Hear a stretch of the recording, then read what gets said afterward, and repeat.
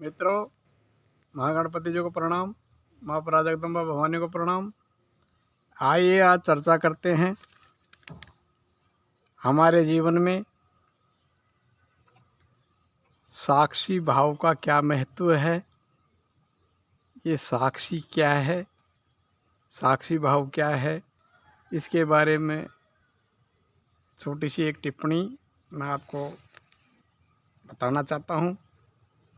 उस टिप्पणी को समझ के आप भी लाभ लें, परमात्मा से जुड़े, आत्म दर्शन करें और जीव का उद्धार करें।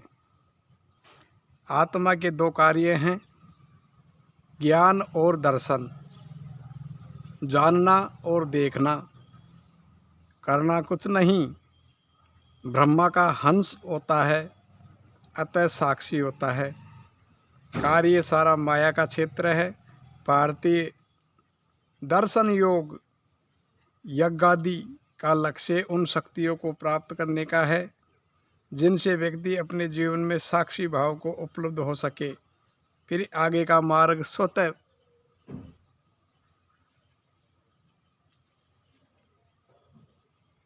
ही प्रस्त होता जाता है। साक्षी का अर्थ भी दृष्टा ही होता है। दृष्टा भी तटस्थता का सूचक माना जाता है। हमारा जीवन ब्रह्मा और माया अथवा ज्ञान और कर्म रूप ही है। ज्ञान बिना कोई कर्म नहीं होता, मन में इच्छा नहीं होती, अतः ये भी अलग अलग नहीं है।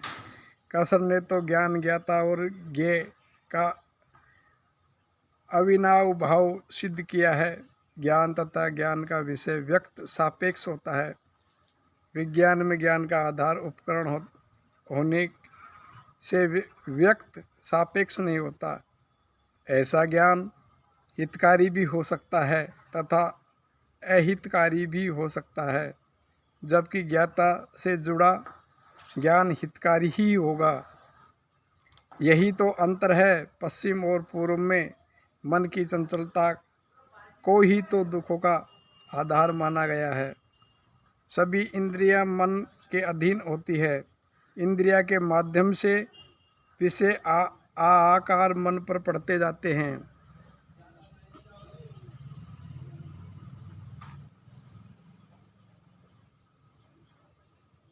मन के अनेक प्रकार की इच्छाओं का एक समुद्र हिलोरा लेता रहता है। कभी कान कुछ सुनने को प्रेरित करते हैं, तो कभी आँख कुछ देखने को, कभी जीभ बार बार किसी स्वाद की मांग करती है, कभी त्वचा स्पर्श के लिए इंगित करती है। अर्थात मन की आँखों पर जहाँ पहले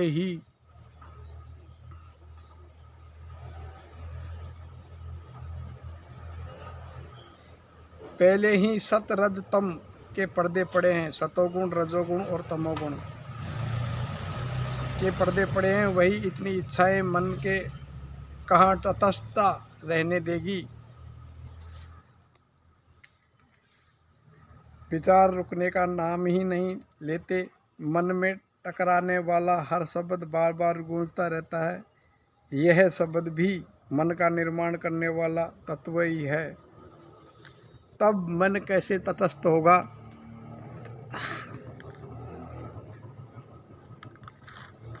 होगा या हो सकता है। मन शब्दों की तरंगों पर थिरकता है। इच्छा की तरंगों भी स्पंदन रूप में एक के ऊपर एक चढ़ती जाती है, मन की चिनाई करती जाती है। इच्छाओं का उद्गम होने से मन ही जीवन की गतिविधि का केंद्र है। जहाँ इतनी हलचल हो वहाँ साक्षी भाव की संभावना कैसे हो सकती है? मन की सारी इच्छाओं की अभिव्यक्ति एवं इच्छा पूर्ति की क्रियाएं सभी शरीर में अव्यक्त होती रहती है। शरीर भी शांत दिखाई नहीं पड़ता। शरीर हमारे अस्तित्व का सबसे स्थूल भाग है। दृश्य अंग भी यही है। शेष मन, बुद्धि और आत्मा तीनों ही अदृश्य हैं। अतः अदृश्य की यात्रा के माध्यम शरीर ही है। इसी के सहारे व्यक्ति भीतर प्रवेश कर सकता है। शरीर माद खलु धर्म सनातनम साधनम।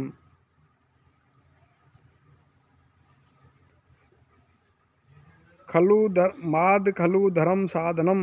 शरीर की चंचलता को रोकना हमारी अनिवार्यता है। इसका निर्माण अन्न से होता है, इसलिए अन्नमय कोश कहलाता है।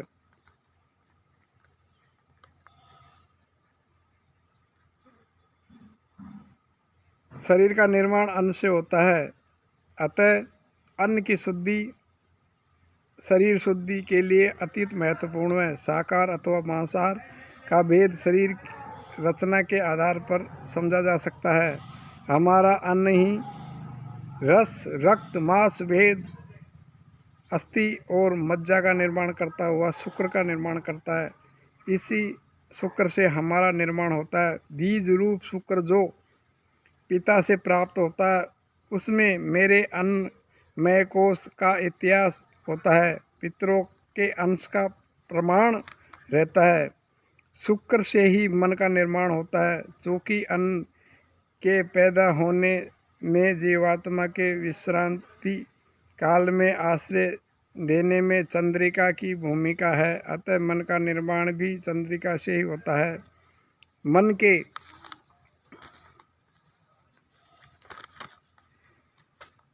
साथ पिछले जन्मों की स्मृति भी होती है। जब तक शरीर पर व्यक्ति का नियंत्रण नहीं होता, भीतर की यात्रा संभव नहीं है। अतः सात्विक अन्न से ही शरीर को पूरा परिष्कृत करने का हमको सलाह दी गई है। तब जाकर यह आसान प्रत्याहार आदि से स्थिर हो पाता है। शरीर में जितनी भी गतिविधियां हैं, सब मन की ओर प्रेरित करती है, बुद्धि के नियंत्रण में होती है और ये सारी प्रकृति के नियंत्रण में रहते हैं। शरीर को शिथिल रखने में अत्यंत कठिनाई होती है। शरीर को साधना, शरीर की भाषा का ज्ञान होना, शरीर को स्वस्थ रख पाना, मन की शरीर पर में होने वाली अभिव्यक्त को नियंत्रण कर पाना आदि का अभ्यास अनिवार्य है। शरीर स्वयं निष्क्रिय है, इसे चलाया जाता है। इसके भीतर का प्राणमय कोश इसको अंतर के मनोमय कोश के साथ जोड़े रखता है। प्राणमय कोश में 10 स्थूल प्राण होते हैं। इनमें से 5 मुख्य, 5 गौण छोटे होते हैं। सृष्टि की सारी गतिविधि प्राणों पर आधारित है। सभी प्राणों का उद्गम स्वयंभू लोक के ऋषि प्राण हैं। प्राण निकलते ही देह का भीतर का संपर्क टूट जाता है। जब शरीर का शिथिल किया जाता है, तब श्वास भी मंद होने लगती है। प्राणों की शिथिलता भीतर के अंगों को शरीर से संपर्क काट देती है। अब मन की हलचल शरीर तक नहीं पहुंच पाती, मन के भाव अव्यक्त नहीं हो पाते। मन का इधर का रास्ता बंद होते ही वह दूसरी ओर भीतर की ओर मुड़ जाता है। शांत तो फिर नहीं होता, किंतु भीतर के विज्ञानमय कोश से जुड़कर गहनता से उतरने लगता है। उसकी कोई सोई हुई आत्मा जागृत होने लगती है। जब मन की अभिव्यक्ति शरीर तक नहीं पहुंच पाती, तब भावों की कमी या अभाव दिखाई देने लगता है। राग, द्वेष, अहंकार, ममकार, मोह, शौर्य, ईर्ष्या आदि की अभिव्यक्ति शरीर में नहीं हो पाती। लगता है जैसे व्यक्ति पथराने लगा हो। यांत्रिक स्वर जान पड़ता है।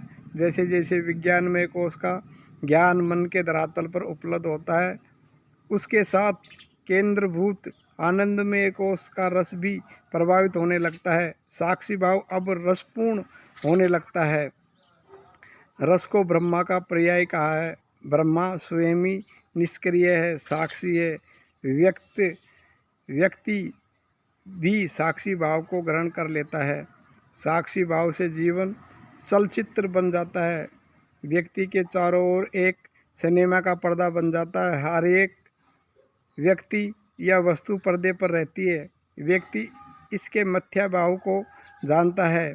किसी अच्छे शरीर को पकड़ने के लिए पर्दे की ओर नहीं लपटता, साक्षी को कर देखता रहता है। अतः आसक्ति से सदा मुक्त रहता है। मोह अहंकार छू नहीं पाते। मन की दुनिया भी रहती है और साक्षी भाव के सहारे व्यक्ति मन के पार भी निकल जाता है। जब व्यक्ति आत्मचिंतन में लगता है, उस शब्द रूपी रस का जब भोग करता है, उस शब्द को अपनी सुरती के साथ लगाए रखता है, बार बार एक ही एक शब्द का चिंतन करता रहता है। साक्षी भाव यही है। हम शब्द को का श्वासों के साथ सुमिरन कर रहे हैं, श्वासों के साथ सुमिरन चल रहा है। संसार में रहते हुए उस अलग पुरुष का नाम जप कर रहे हैं और वह जीव को साक्षी भाव में एक पारदर्शिता दिखाता है और जीव का कल्याण करता है, आत्मा को अपने शरण में लेता है और उसका मोक्ष करता है। बार बार के जीवन मरण के चक्कर से मुक्त करता है। यही मुक्ति है। मित्रों, ये छोटी छोटी बातें हमारे जीवन में बड़े बड़े कार्य करती हैं। हमें ये जानना चाहिए हम कौन हैं, कहाँ से आए हैं, हमारा ये क्या लक्ष्य था, ये हम क्या कर रहे हैं और हमें क्या करना चाहिए। संसार में रहे हैं, आए हैं, वंशवृद्धि चाहिए। वंशवृद्धि सब संतों ने की है। उस गृहस्थ आश्रम को जीते हुए हम परमात्मा के भजन भी कर सकते हैं। जितना मौका मिले उतना हम ईश्वर से जुड़े, ईश्वर से जुड़ के ईश्वर की सूक्ष्म अनुभूतियाँ करें, जगत का कल्याण करें, जगत का कल्याण करने के भाव बनाएं। ऐसी सूक्ष्म शक्तियाँ साधक का हर कार्य सफल करने में सहयोग करती है। मित्रों, कहने को बहुत बातें हैं, वीडियो ज़्यादा बड़ा हो जाएगा, कभी आपको फिर बताएंगे। साक्षी भाव का अभी और आगे का अंक। अगर आपको हमारे द्वारा दी गई जानकारी अच्छी लगती हो, हमारे चैनल को लाइक करिए, शेयर करिए और सब्सक्राइब करना ना भूलें, क्योंकि आपका एक सब्सक्राइब ही हमारे चैनल को नई दिशा देता है। हरि ओम, हरि ओम।